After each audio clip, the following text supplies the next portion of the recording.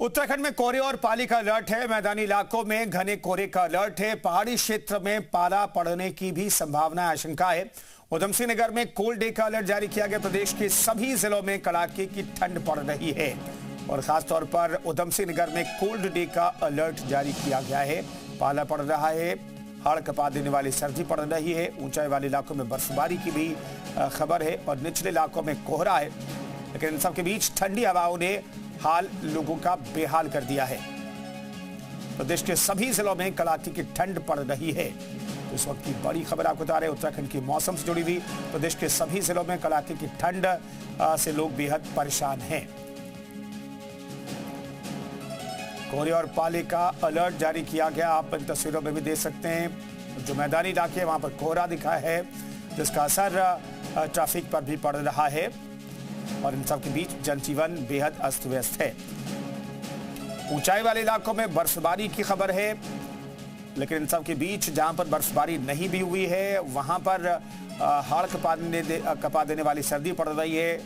कुछ जगहों पर माइनस में टेम्परेचर भी निकल करके सामने आ रहा है। इस वजह से नदी और झरने भी जम गए हैं, जहां तक कि उत्तरकाशी की बात है।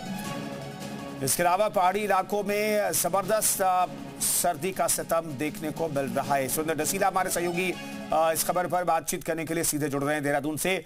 सुरेंद्र, क्या है पूरे उत्तराखंड के मौसम का हाल?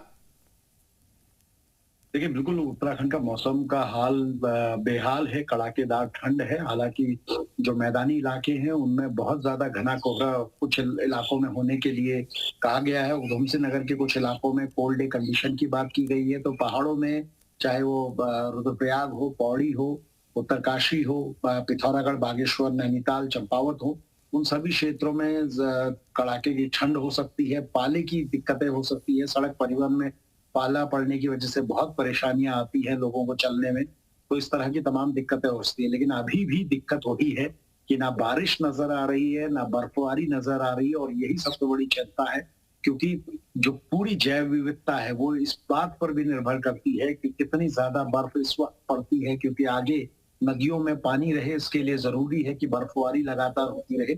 और यही सबसे बड़ी चिंता है। निचले इलाके तो छोड़िए, चार धाम के ऊंचाई वाले इलाकों में भी बर्फबारी नहीं हो रही है और यही सबसे बड़ी चिंता है अभी। बिल्कुल सुरेंद्र, बने रहिए, आगे भी आपसे बातचीत करेंगे बाकी खबरों पर।